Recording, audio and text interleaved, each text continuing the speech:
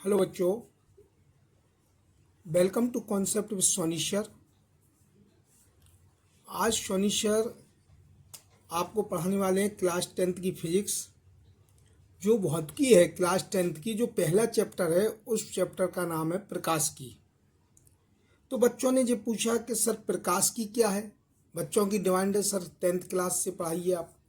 तो मैंने 10th class की फिजिक्स, ये फिजिक्स बेसिक से पढ़ाएंगे। जो 10th क्लास में जो फिजिक्स पढ़ाई जाती है वही फिजिक्स 12th क्लास में होती है। जो 10th में चैप्टर होते हैं, जैसे प्रकाश की, जो 10th में मैं पढ़ाऊँगा वही आप ध्यान से पढ़ना, तो वही 12th में चलेगा। 12th में थोड़ा एक्सप्लेन करके थोड़ा डीपली रहता है और 10th में थोड़ा कम होता है। लेकिन 10th का 12th के अकॉर्डिंग काम होते हैं, और 9th क्लास की जो फिजिक्स होती है वो 11th में मिलती है। तो ये जो प्रकाश की है, प्रकाश की क्या है? तो प्रकाश की एक भौतिकी की ब्रांच है। तो प्रकाश की जो प्रकाश की है, तो ये प्रकाश की भौतिकी की एक शाखा है। भौतिकी की एक शाखा है। प्रकाश की भौतिकी की एक शाखा है जिसके अंतर्गत प्रकाश ऊर्जाओं का अध्ययन किया जाता है। प्रकाश की भौतिकी की एक शाखा है जिसके अंतर्गत प्रकाश ऊर्जा का अध्ययन किया जाता है।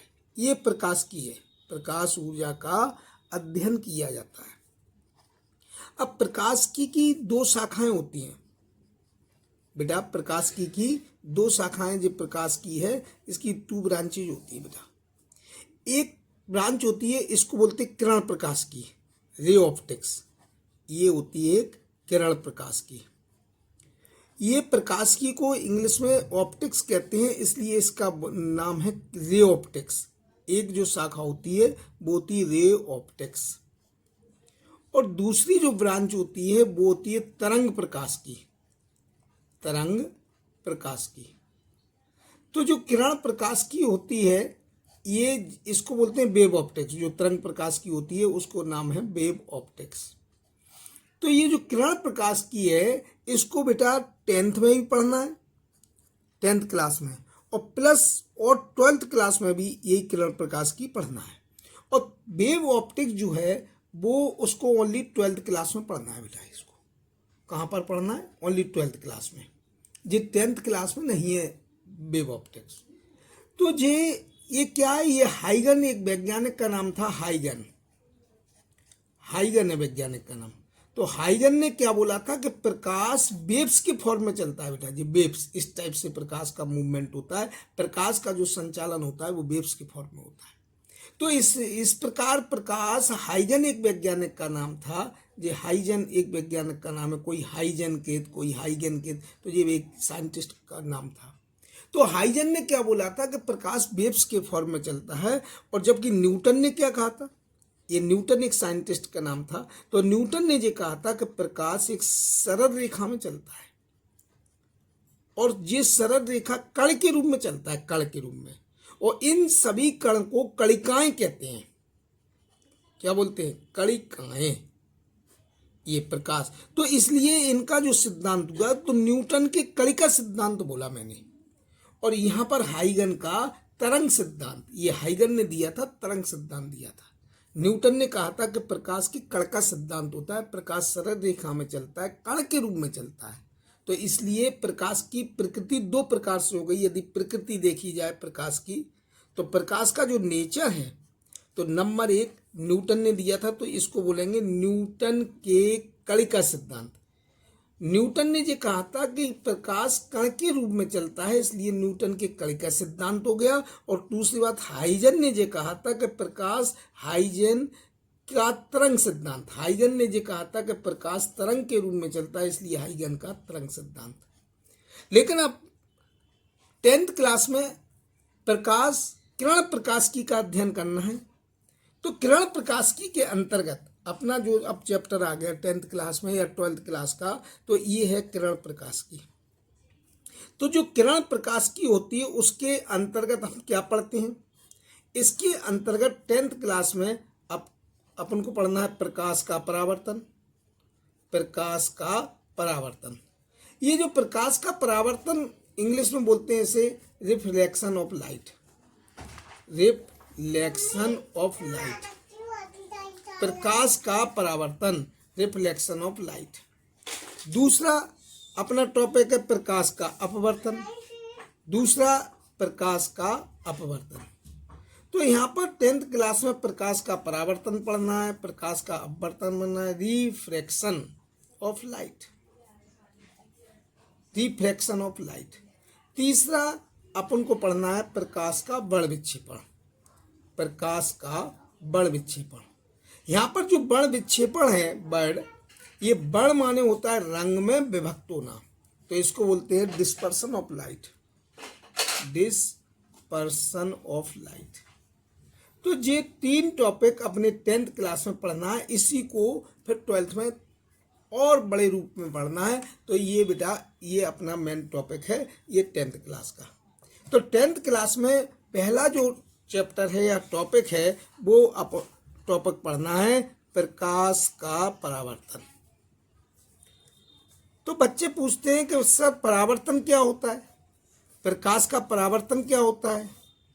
तो प्रकाश का जो परावर्तन है, तो प्रकाश का परावर्तन ये है कि ये एक गिलास प्लेट है, इसके इस साइड मैंने पॉलिश कर दी, तो ये पॉलिश सरफेस है, और ऊपर की जो साइड है, ये शाइनिंग वाली सरफेस जो होती है, इसको बोलते हैं रिफ्लेक्टेड सरफेस, यानी परावर्तित सतह।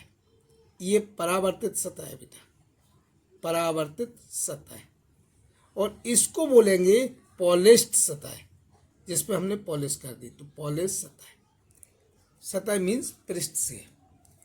तो ये आपका जो नॉर्मल है एमएन, ये नॉर्मल है बेटा, जिसमें क्या होता है कि पहली जो रे आती है उस रे का नाम, उस रे को मैं कहता हूं कि जो पहली रे आई है, ये आई रे पहली, तो ये जो पहली रे आई पी क्यू, और ये रे परावर्तित सतह से टकरा के उसी मीडियम में लौट गई, तो ये पी क्यू रे आई और क्यू आर या क्यू आर में लौट गई ये। तो यहाँ पर जो फिगर में अपन फिगर में देखें चित्र में, तो यहाँ पर जो पी क्यू है, ये पी क्यू है जो आती है किरण, उसको बोलते हैं आपतित किरण, और ये यहाँ पर जो क्यू आर है ये है परावर्तित किरण।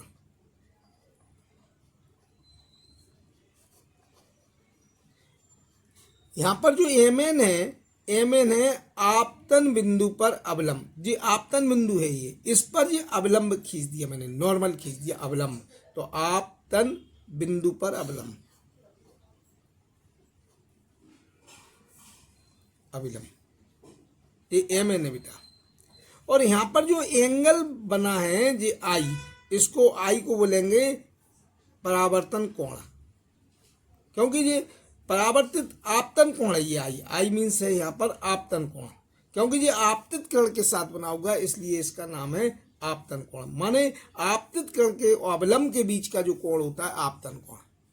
यहाँ पर जो आर है, ये आर वाला ये एंगल है, जी ये आर जो है, ये आर है परावर्तन कोण, परावर्तन कोण।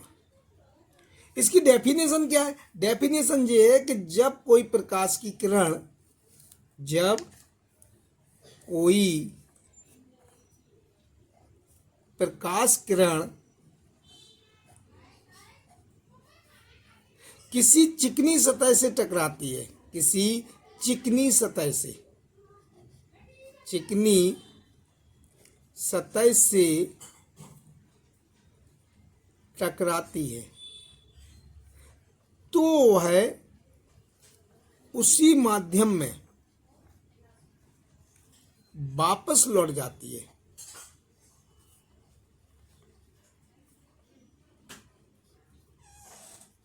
इस घटना को प्रकाश का परावर्तन कहते हैं।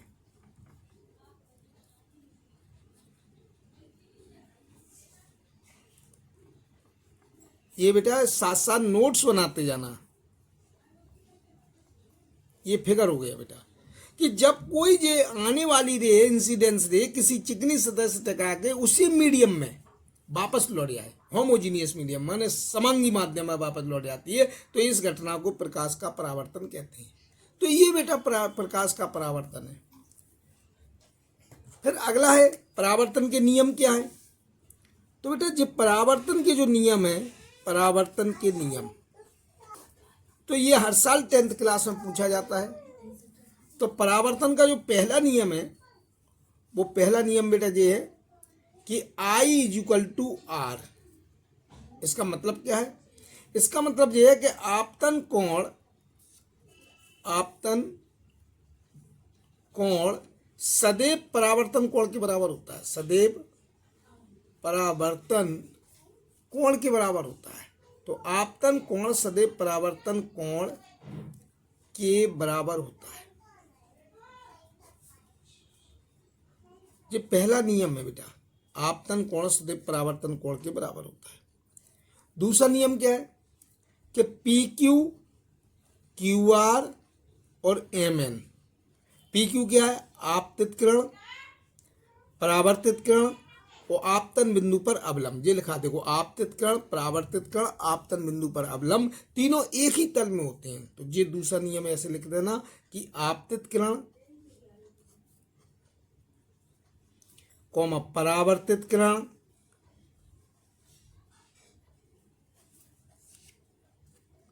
और आपतन बिंदु पर अवलंब, आपतन बिंदु पर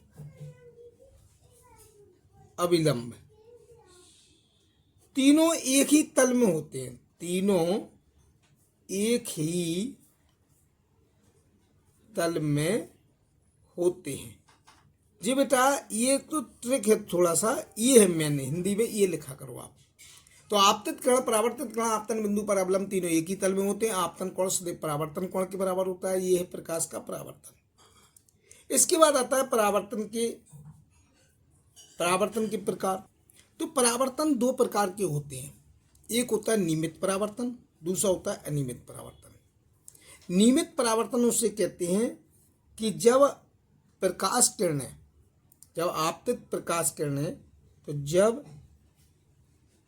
प्रकाश की किरणें किसी चिकनी सतह पर टकराती हैं, किसी चिकनी सतह पर टकराती हैं या आपतित होती हैं। टकराती लिख सकते हो, आपतित होती हैं, तो टकराती हैं, तो वह एक निश्चित दिशा में परावर्तित हो जाती है। जब वह चिकनी सतह पर टकराती हैं तो वह एक निश्चित दिशा में परावर्तित हो जाती है। इस प्रकार के परावर्तन को नियमित परावर्तन कहते हैं। तो इसे नियमित परावर्तन कहते हैं। कौन सा ये हो गया? नियमित परावर्तन। जब वो एक निश्चित दिशा में परावर्तित होती है तो उसे नियमित परावर्तन कहते हैं, नियमित परावर्तन कहते हैं। और अनियमित परावर्तन उसे कहते हैं, ये तो नियमित परावर्तन हो गया। और अनियमित परावर्तन उसे कहते हैं कि जब जो प्रकाश रे हैं, तो जब ये प्रकाश रे अनियमित परावर्तन उसे कहते हैं कि यही सेंटेंस है कि जब प्रकाश की किरणें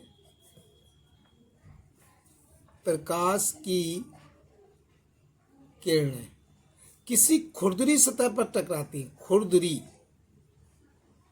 खुरदरी सतह पर आपतित होती हैं, तो आपतित होती हैं, तो वह विभिन्न दिशाओं में परावर्तित हो जाती है। निश्चित दिशा में नहीं, विभिन्न दिशा में परावर्तित हो जाती है।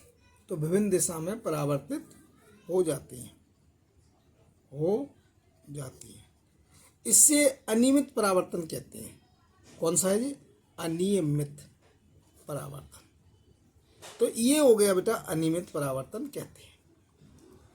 अब नियमित परावर्तन क्या होता है, अनियमित परावर्तन क्या होता है, फिर देख लो। अनियमित परावर्तन ये बेटा कि ये अनियमित परावर्तन है, और ये है आपका नियमित परावर्तन। नियमित परावर्तन क्या है कि जो लाइट रे आई, ये आई लाइट रे, तो ये पैरेलल आई, और पैरेलल आके एक पर्टिकुलर डायरेक्शन में, एक निश्चित डायरेक्शन में जो परावर्तित हो गई, तो इसको बोलते हैं नियमित परावर्तन। ये क्या है? नियमित है बेटा जी, नियमित परावर्तन। ठीक है, ये लाइट रे आई थी, ये इंसिडेंस रे है, तो किसी चिकनी सतह से टकरा के एक निश्चित दिशा में परावर्तित हो गई। अब ये भी लाइट रे आई, लेकिन यहाँ पर जो लाइट रे आई और ये इस साइड चली गई, ये इस साइड चली गई, और ये इस साइड, तो डिफरेंट डायरेक्शन में गई है, तो इसको बोलते हैं अनियमित परावर्तन। अनियमित परावर्तन, क्योंकि ये जो खुरदरी सतह थी, ये खुरदरी सतह से टकरानी और निश्चित दिशा में परावर्तित हो गई, तो अनियमित परावर्तन कहते हैं। दर्पण, दर्पण मिरर होता है। ये दर्पण क्या है? तो दर्पण एक ऐसी युक्ति है। दर्पण क्या है? दर्पण एक ऐसी युक्ति है जो अपने पर आपतित, जो अपने पर आपतित संपूर्ण प्रकाश को, संपूर्ण प्रकाश को पूर्णतः परावर्तित कर देता है। जो अपने पर आपतित संपूर्ण प्रकाश को पूर्णतः परावर्तित कर देता है, परावर्तित कर देता है। तो दर्पण एक ऐसा सिस्टम है, ऐसी युक्ति है जिस पर आपतित, वो जो अपने पर आपतित संपूर्ण प्रकाश को पूर्णतः परावर्तित कर देता है। प्रकार, दर्पण कितने प्रकार के होते हैं? तो प्रकार, तो जो दर्पण है वो 2 प्रकार के होते हैं। वैसे तो 3 प्रकार के होते हैं, चलो 3 के होते हैं। तो दर्पण 3 प्रकार के होते हैं,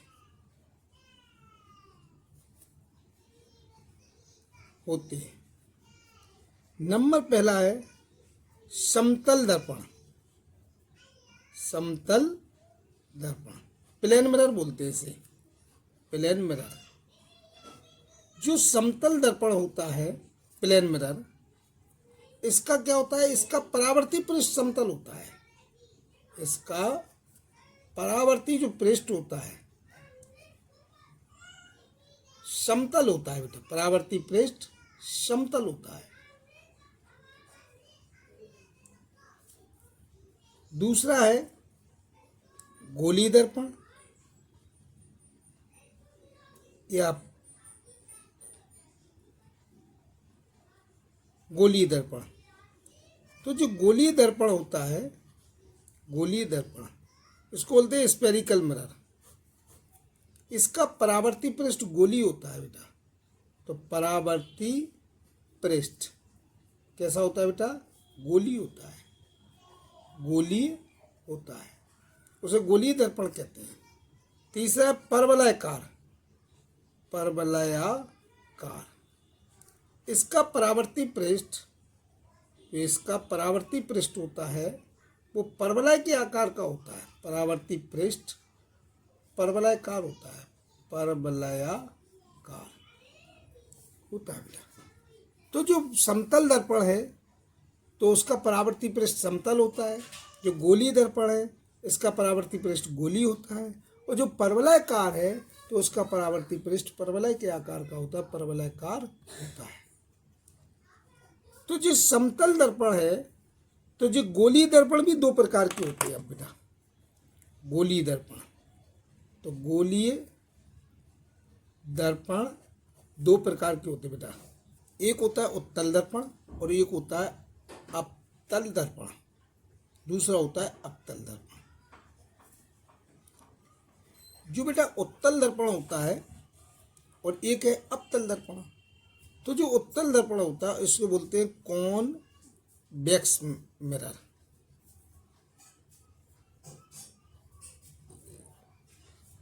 और जो अवतल दर्पण होता है उसको बोलते हैं कॉनकेव मिरर।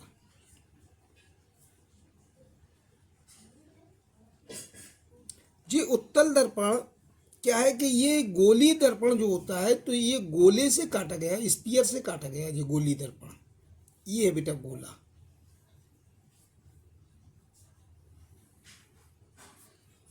और ये जो गोला है इसका एक सेंटर है। ये गोली दर्पण है जिसका गोली पृष्ठ होता है बेटा, इसका परावर्ती पृष्ठ गोली होता है। और इस गोले को काट के यदि ये इस टाइप से मैंने दो हिस्से काट लिए इसको, और ये काट के यदि मैंने इसको ये वाला जो पोर्शन है ये काटा और ये काट के ये रख दिया मैंने, और ये वाला पोर्शन ये कर दिया, तो ये कटे हुए भाग पर इस साइड बाहर की ओर पॉलिश कर दी और कटे हुए भाग के अंदर की ओर पॉलिश कर दी। तो इसका ये होगा परावर्ती पृष्ठ। तो ये परावर्ती पृष्ठ उठा हुआ हो तो उठा से बनेगा उत्तल दर्पण, और यदि परावर्ती पृष्ठ दबा हुआ हो तो इसका परावर्ती पृष्ठ कैसा होता है? इसका जो परावर्ती पृष्ठ होगा बेटा, परावर्ती पृष्ठ वो उठा होगा तो उठा हुआ होता है। और इसमें क्या है, इसका जो परावर्ती पृष्ठ है इसका, तो इसका जो परावर्ती पृष्ठ बेटा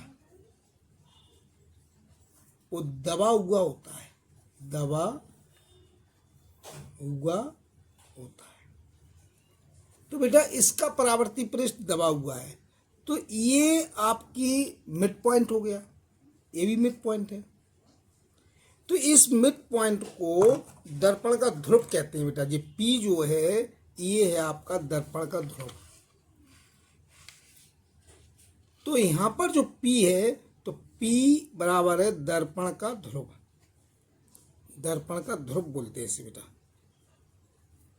और इसमें जो इसका J है P, और इसमें जो इसका C होता है C, तो जो C जो है वो दर्पण का वक्रता केंद्र कहलाता है, दर्पण का वक्रता केंद्र।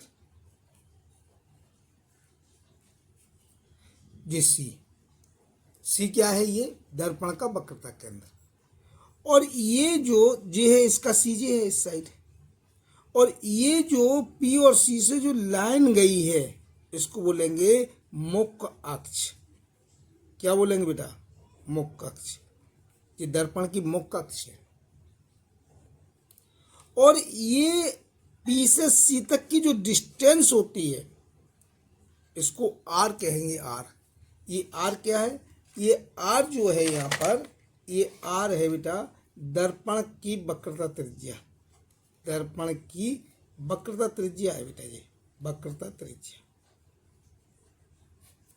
ये दर्पण की वक्रता त्रिज्या है।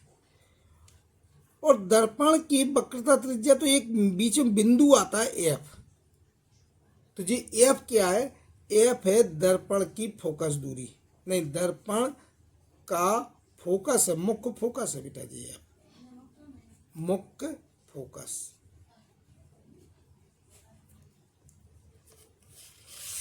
तो बेटा इसमें क्या है कि जो दर्पण है तो गोलीय दर्पण दो टाइप का था बेटा, एक था उत्तल और एक था अवतल। और इसी प्रकार ये प्लेन मिरर भी होता है इसमें, एक ये प्लेन मिरर है बेटा, इसकी सरफेस प्लेन होती है तो ये कहलाएगा समतल दर्पण। ये प्लेन मिरर है बेटा। तो यहां पर समतल दर्पण समझ में आ गया, उत्तल दर्पण समझ में आ गया। तो कुछ डेफिनेशंस है, कुछ परिभाषाएं बेटा। ये मैंने इसको गोले से काट लिया था, एक गोला था, गोली पृष्ठ, जिसका गोली पृष्ठ होता है उसे गोली दर्पण कहते हैं। ये गोले से मैंने काट के जाके बाहरी ओर पॉलिश कर दी थी, तो जो हो गया था बेटा अब तक उत्तल दर्पण। और जे हो गया था उत्तल दर्पण, जब अंदर पॉलिश कर दी थी इसका सतह उठा हुआ होता है तो उत्तल दर्पण, और यदि ये था अवतल दर्पण बेटा, अवतल दर्पण। और जे वाला जो था ये था समतल दर्पण, जिसका परावर्ती पृष्ठ समतल होता है, इट इज कॉल्ड समतल दर्पण। अब कुछ डेफिनेशन है, जैसे ध्रुव है, दर्पण का ध्रुव, दर्पण की ध्रुव की क्या परिभाषा है, दर्पण के वक्रता केंद्र की क्या परिभाषा है, वक्रता त्रिज्या की क्या डेफिनेशन है, दर्पण का मुख्य फोकस क्या है, फोकस दूरी क्या है, ये सब परिभाषाएं आपको आनी चाहिए। दर्पण का ध्रुव क्या है, तो गोलीय दर्पण जिस गोले से काटा गया है, गोलीय दर्पण जिस गोले से काटा गया है, जिस गोले से काटा गया है, उसके मध्य बिंदु को, उसके मध्य बिंदु को दर्पण का ध्रुव कहते हैं बेटा, दर्पण का ध्रुव कहते हैं। इसे P से दर्शाते हैं बेटा, इसे P से दर्शाते हैं। तो ये जाम में जो P है ये दर्पण का ध्रुव है बेटा, इसे P से दर्शाते हैं, ये दर्पण का ध्रुव है। दर्पण की वक्रता केंद्र क्या है बेटा, ये दर्पण का ध्रुव था, वक्रता केंद्र क्या है, तो दर्पण का जो वक्रता केंद्र है कि गोलीय दर्पण जिस गोले से काटा गया उसके केंद्र को दर्पण का वक्रता केंद्र कहते हैं। तो क्या है कि गोलीय दर्पण जिस गोले से काटा गया है उसके केंद्र को, उसके केंद्र को दर्पण का वक्रता केंद्र कहते हैं बेटा, वक्रता केंद्र कहते हैं। तो गोलीय दर्पण जिस गोले से काटा गया उसके केंद्र को दर्पण का वक्रता केंद्र कहते हैं। इसके बाद वक्रता त्रिज्या क्या है बेटा, तीसरा पॉइंट है दर्पण की वक्रता त्रिज्या, दर्पण की वक्रता त्रिज्या।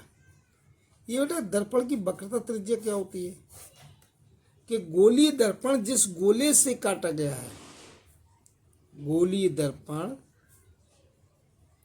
जिस गोले से काटा गया है, जिस गोले से काटा गया है उसकी त्रिज्या को,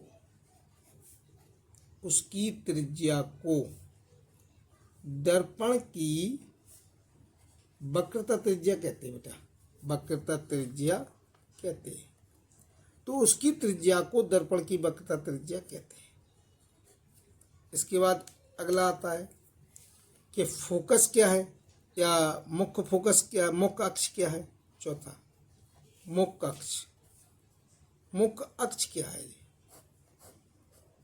तो मुख्य अक्ष बेटा ये है कि P माने दर्पण का ध्रुव, तो दर्पण का जो ध्रुव होता है P, तो दर्पण का ध्रुव तथा वक्रता केंद्र, तथा वक्रता केंद्र जो दर्पण का वक्रता केंद्र को मिलाने वाली रेखा, मिलाने वाली रेखा, दर्पण का ध्रुव वक्रता केंद्र को मिलाने वाली रेखा को दर्पण का मुख्य अक्ष कहते हैं, दर्पण का मुख्य अक्ष कहते हैं।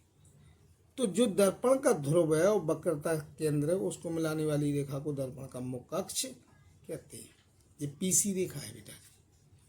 इसके बाद मुख्य फोकस क्या है, मुख्य फोकस, तो P और C के मध्य बिंदु को मुख्य फोकस कहते हैं, मुख्य फोकस। मुख्य फोकस यहाँ पर है कि दर्पण का ध्रुव और वक्रता केंद्र, तो P तथा C, ये ध्रुव और ये वक्रता केंद्र के मध्य बिंदु को, मध्य बिंदु को उसका फोकस कहते हैं, उसका फोकस कहते हैं। एक तो फोकस की ये परिभाषा हो गई भैया PC का मध्य बिंदु फोकस है। दूसरी परिभाषा ये फोकस की कि जे आपका जे कौन सा है, अवतल दर्पण, ये क्या है अवतल दर्पण, और ये क्या है मुख्य अक्ष, ये क्या है आपकी मुख्य अक्ष, और ये क्या है अवतल दर्पण। तो जो मुख्य अक्ष के समांतर कोई किरण आती है अवतल दर्पण में और जिस बिंदु से होकर जाती है वो है उसका फोकस कहलाता है। तो ये भी एक परिभाषा है कि मुख्य अक्ष के समांतर आने वाली किरणें जिस बिंदु से होकर जाती हैं वो है उसकी मुख्य फोकस कहलाती है। तो इसको दूसरी परिभाषा ये भी लिख सकते हैं कि मुख्य अक्ष के समानांतर आने वाली किरणें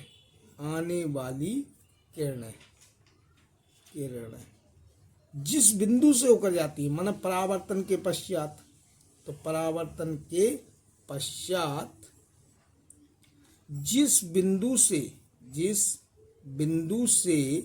होकर जाती हैं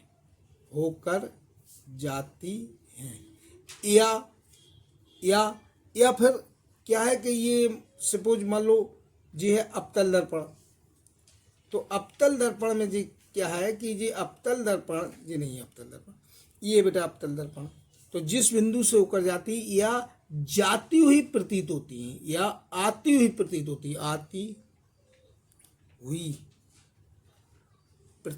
है,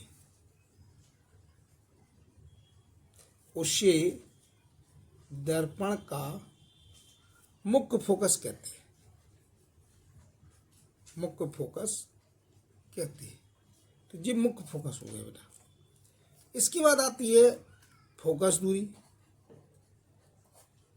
तो जो फोकस दूरी होती है ये होती है कि P और F को मिलाने वाली रेखा, माने ध्रुव जो होता है दर्पण का ध्रुव तथा मुख्य फोकस, जो मुख्य फोकस आया बेटा, तो ये मुख्य फोकस आई और ध्रुव और मुख्य फोकस को मिलाने वाली बीच की दूरी है, ध्रुव और मुख्य फोकस को बीच की दूरी को फोकस दूरी कहते हैं। तो ध्रुव तथा मुख्य फोकस के बीच की दूरी को फोकस दूरी कहते हैं बेटा, फोकस दूरी कहते हैं।